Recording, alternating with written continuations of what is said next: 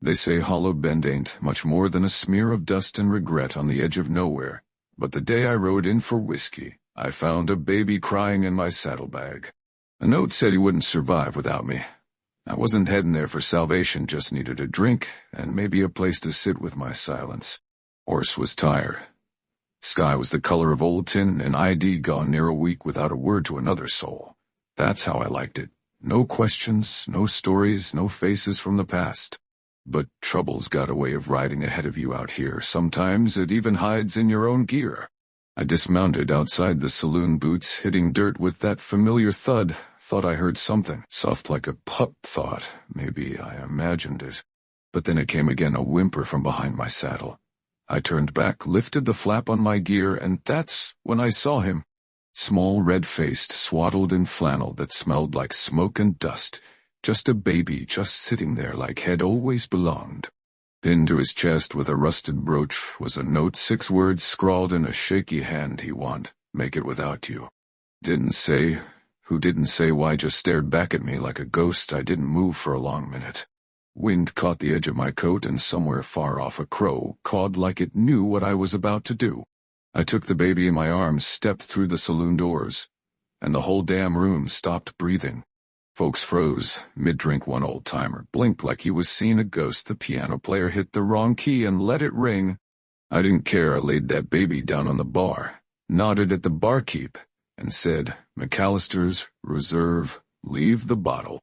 He looked at the baby, then at me. You know what this means, don't you?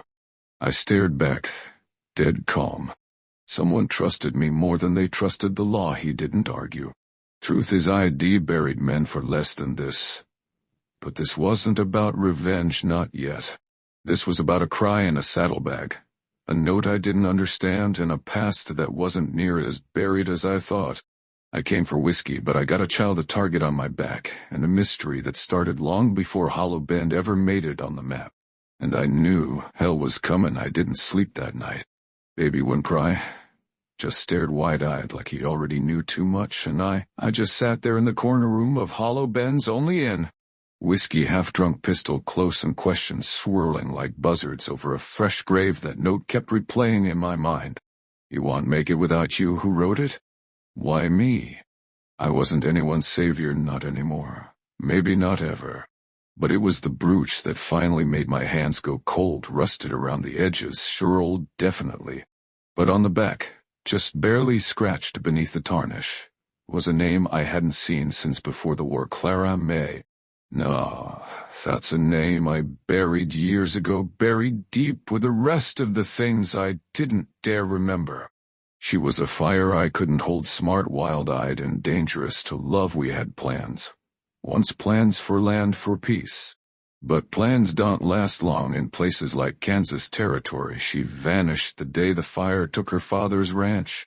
Folks said she died in the flames, but that brooch, it was hers.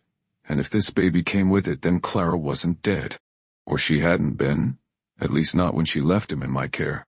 I rode out at sunrise, baby swaddled tight and tucked against me. Didn't leave a note. Didn't need to. The wind was picking up out west, and I had a hunch I'd find answers where the earth burned black.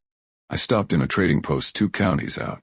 Asked the old man behind the counter if he'd seen a woman pass through with red hair and sharp eyes. He didn't answer, just motioned to a rusted milk tin filled with paper scraps, wanted posters. I flipped through them, slow, heart kicking like a mule in my chest, and there she was. Name Clara Whitlock, alias May Rivers. Crime, treason, theft. Child trafficking status, presumed dead, last seen in Dry Creek Gulchy. Treason? Theft I could believe. Clara always had a streak of rebellion in her. But child trafficking? That wasn't the woman I knew. Unless something real dark had happened after the fire. I stuffed the poster in my coat and kept riding. Dust turned red, the sky turned strange, and just before the edge of Dry Creek Gulch, the baby started crying again. For the first time since Hollow Bend. Not hungry, not scared, just calling out. And that's when I saw it. Across, crooked and rotting, sticking out of the earth like a forgotten promise. At its base was a pile of stones, and on one of them, carved by a trembling hand, "Forgive me, Boone." The baby had quieted by the time I got down off the horse. The wind had dropped too, everything went still. like the land was holding its breath. I knelt beside the cross. The wood was brittle, carved rough with a dull blade, and the words at the base, they didn't make sense. Clara never apologized, not for anything. She was a woman who set fire to bridges and walked away without flinching, so why now? Forgive me, Boone. My name carved into stone by the same hands I thought were long dead. I pulled the stones apart slowly, expecting, I don't know, a grave, maybe a bundle of cloth, some proof. But all I found was an old saddlebag, leather cracked, buckle bent, and inside a second note. Has not mine by blood, but I chose him anyway, and now I'm choosing you. No name, no signature, just the smell of ashes, and something faint. Lavender, maybe Clara's scent. That's when I knew Shed never made it out alive. Not really, not all of her. But Shed made one last gamble, left the boy with me, a man who'd done his share of leaving. I stood there under that crooked cross and promised to myself, whatever Clara had died to protect, I'd see it through. The boy would live, he'd be safe. I should have known then that not everyone wanted that, because before I could mount up, a shot cracked through the canyon, tore a chunk out of the rock beside me. Then another. I threw myself over the baby, pistol drawn, eyes scanning the rigid. And there they were. 3 men, black dusters, rifles in hand. No badges, no words, just that slow cowboy descent, boots digging into gravel like death, come walking. The first one I recognized. Slim Hartley used to ride with the Cragstone Raiders before they got hung in Laramie. I'd heard he was dead. I'd wrong. He tipped his hat like we were old friends. She said you'd come. He called out, voice like a knife scraping metal. Where is she? I yelled back. He just smiled. Same place she left you, buried under too much debt and too many lies. I had no idea what he meant, not then, but I wasn't gonna wait to find out. I fired once, clipped his shoulder. The other 2 scattered like snakes, but they didn't retreat. They were circling, hurting me. I slung the baby across me, mounted fast, and rode like hell eastward, through bramble and dust, until my horse was foaming and my heart felt like it would burst. I didn't stop till night fell, and even then I kept one eye open, because someone wanted the boy, and they'd sent ghosts to collect him.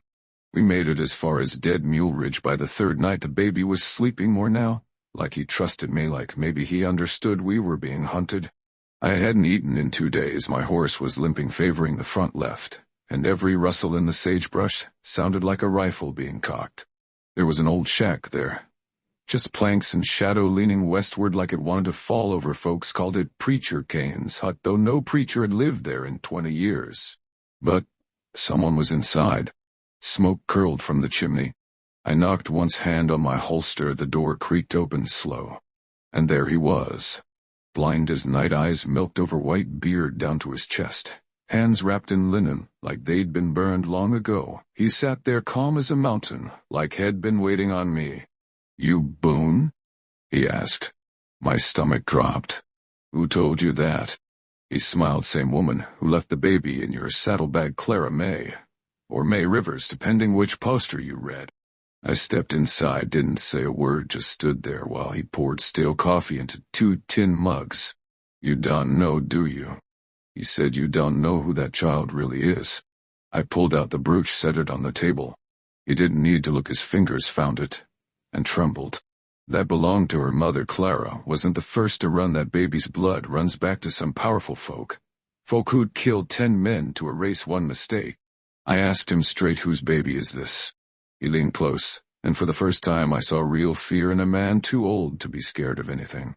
That child is heir to the Thornhill Ranch. I blinked. The Thornhills are dead. He shook his head slowly. No, just hiding in Clara. She wasn't stealing that baby. She was saving him from a war that hasn't started yet. I tried to speak, couldn't. The old man slid a yellowed map across the table. There's a place.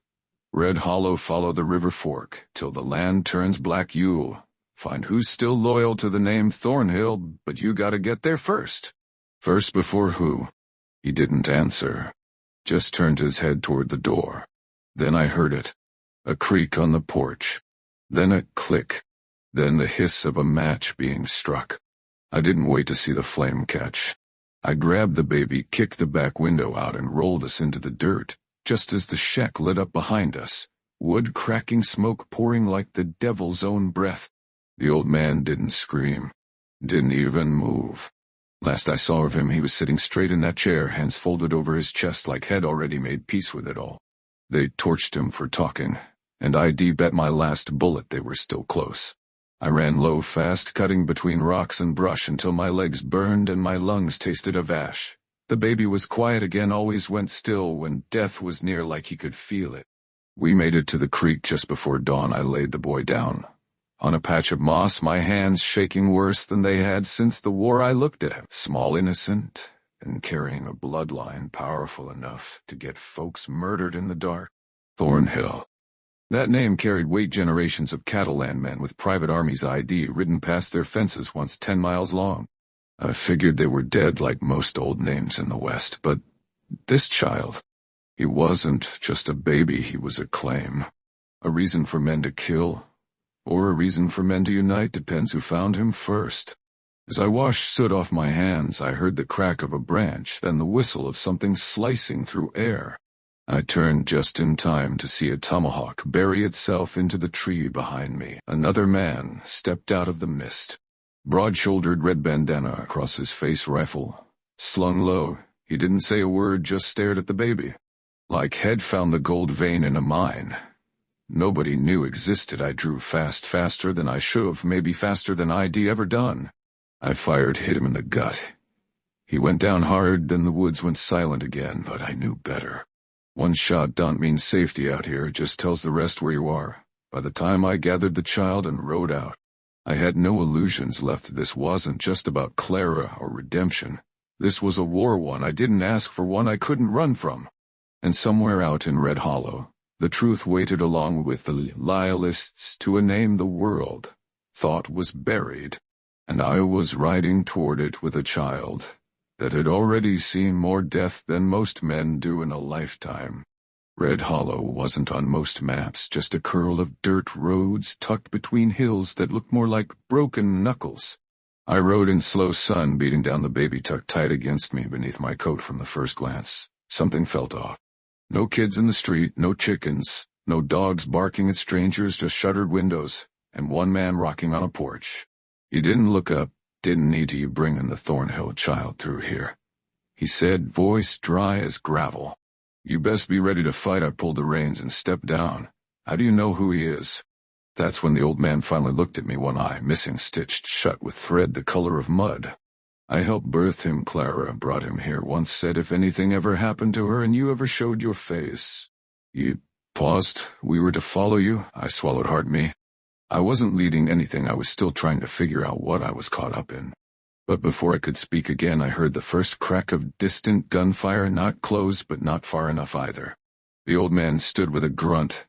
They're early. Who? I asked. He pointed toward the ridge. Them men with no country, no badge, no soul, the ones who call themselves the Blackthorn Company. Been buying up land from old ranchers with threats and fire. Thornhill land was the only thing they couldn't touch. Not while the bloodline lived, so they killed Clara. Tried to thought they did. She faked her death with a little help from us. Bought time long enough to put the baby in your saddlebag and trust you'd be fool enough to ride into this storm. I stared at the child in my arms. He didn't cry. He just blinked up at me like he knew I'd made my decision already. And maybe I had. The old man led me to the church at the center of town, not for prayer, for planning. Inside were a dozen men and women with rifles, bandoliers, and old scars from older wars.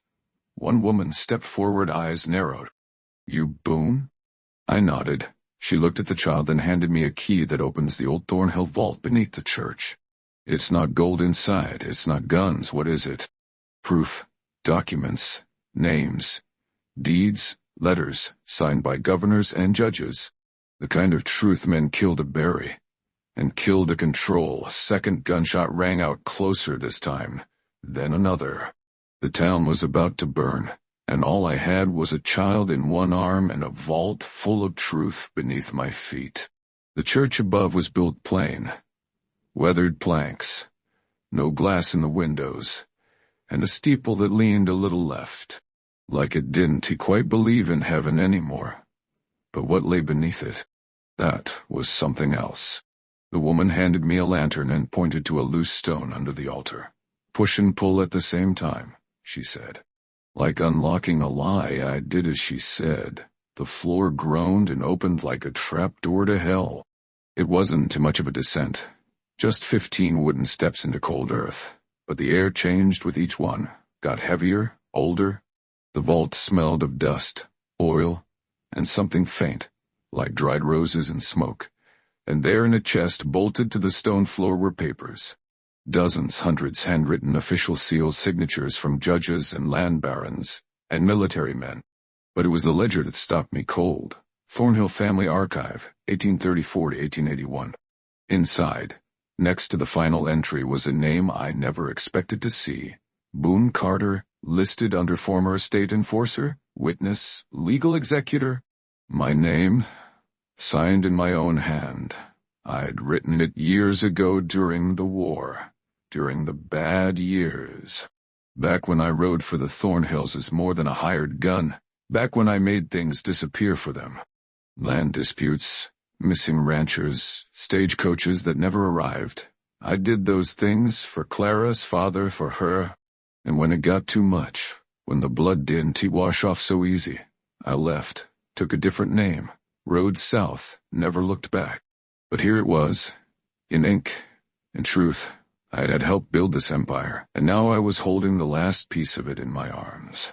The baby stirred, no crying, just looking, like he saw through me.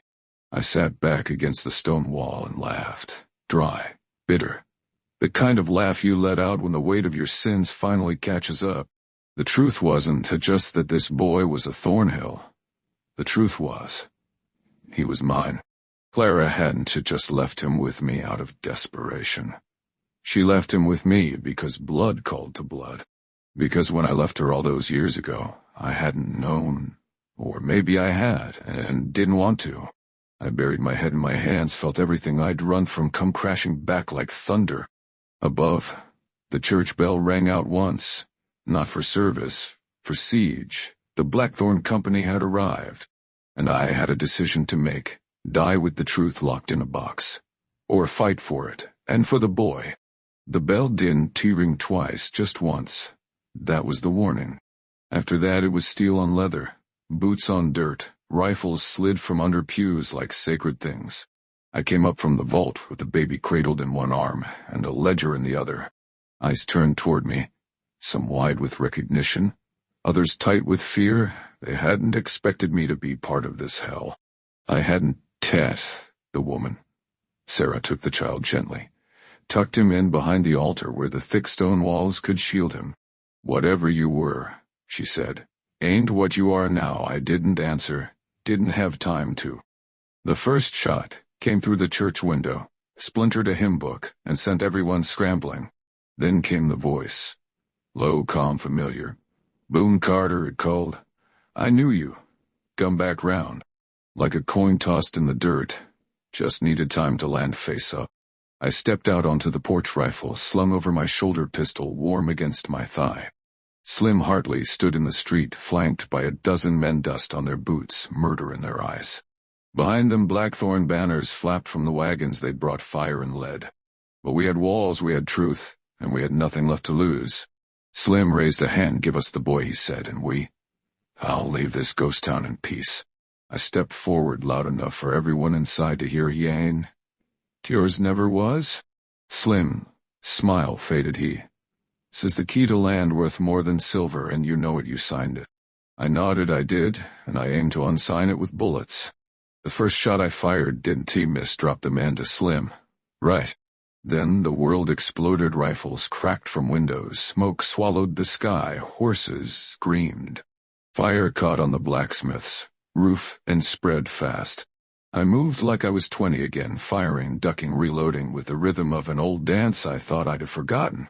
Men fell in the dust, women screamed prayers through gritted teeth, and through it all I kept one eye on the church. They tried to flank us. 2 riders came around the left, torches in hand. But Sarah met them in the street, shot one through the chest, stabbed the other when he didn't fall fast enough. She fought like she meant it, like the boy inside was hers too. And in a way he belonged to all of us now. Everyone who stood their ground in Red Hollow that day wasn't fighting for land. They were fighting for what was left of the West that couldn't be bought or buried. By sundown, the street was littered with silence. Slim was gone, vanished in the smoke like a coward who talks big but dies small. But half our folk were down too. And as I stepped back into the church, bleeding from the shoulder, dirt in my teeth, I knew we won a battle. But the war, it was just waking up. Red Hollow didn't burn down that day, but it damn sure limped. Smoke hung in the air like a sermon. No one wanted to finish. The bodies were lined in silence out by the well. 6 of ours, a dozen of theirs. We buried them the same way, no speeches, just dirt, sweat, and the sound of shovels. I stood over a small grave. Didn't even know the boys. Named 16, maybe. Didn't he flinch when the bullets came, just kept his post. Died with a rifle in his hand, and a picture of his mama in his pocket. When the dirt was packed down, I lit a match for him. The baby watched it flicker like it meant something. Back in the church, Sarah handed me something wrapped in oilcloth. "Clara left this for you," she said. Told me not to open it. Said you didn't know when the time was right. I sat in the back pew, hands filthy, soul worse. Unwrapped the cloth. Inside was a letter. Yellowed, creased, smudged with a thumbprint I recognized too well. "Boone, if you're reading this, it means I didn't to make it, and it means I still trust you more than anyone else alive. He's yours. You didn't to know, or maybe you did and just couldn't to face it. I don't blame you. But this child needs you, Boone. Not the fighter, not the gun, the man. The land he inherits isn't worth a damn without someone to teach him why it matters, teach him what we lost and what's worth bleeding for. Don't raise him to be another Thornhill. Raise him to be better. You always had a heart even when you were breaking mine. Clara." I sat there a long while, didn't cry, didn't curse, just let the weight settle. That boy, sleeping now with a fist around the corner of my coat. He wasn't just blood, he was my second chance. A clean slate carved out of grit and grief and gunpowder. Red Hollow would hold. For now, but there'd be more men like Slim, more fires, more lies dressed as law. And I'd be ready, because some things are worth standing for, even if you've spent your whole life running. Morning came soft, like it was sorry the fires were out, but the sky still hung red, bleeding through the clouds like a wound slow to heal. Red Hollow was quiet again, but not like before. This quiet had weight behind it, names spoken over, grave secrets unearthed and reburied under the truth. I stood outside the church with the child in my arms. His eyes were open, wide and calm, like the world had slowed just for him. Sarah walked up beside me. She looked tired, same as all of us, but she carried herself like someone who'd survived something holy. "You give him a name yet?" she asked. I shook my head, was thinking about it.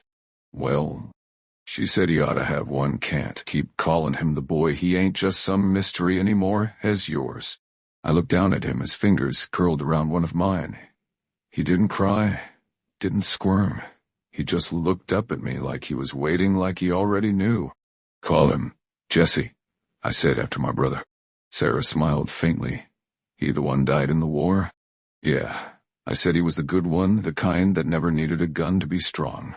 "The baby, Jesse," blinked once, then yawned like he'd heard his own story and was already bored with it.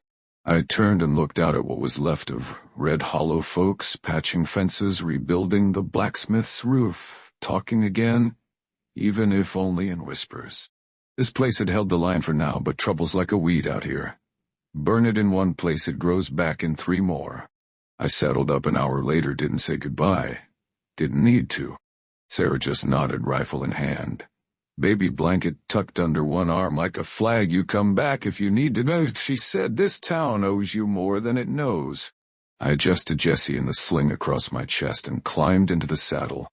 We rode slow at first, just past the ridge where the smoke didn't reach. I didn't know where we'd go next, but I knew what we wouldn't be.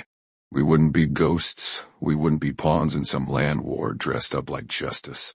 We'd ride with our heads high, and if anyone came for what was ours, well, they'd best bring more than fire and bullets. Because this boy carried a name, a future, and a father who finally had something worth fighting for instead of against. The wind picked up as we rode out, carried Clarice, name like a whisper across the plains.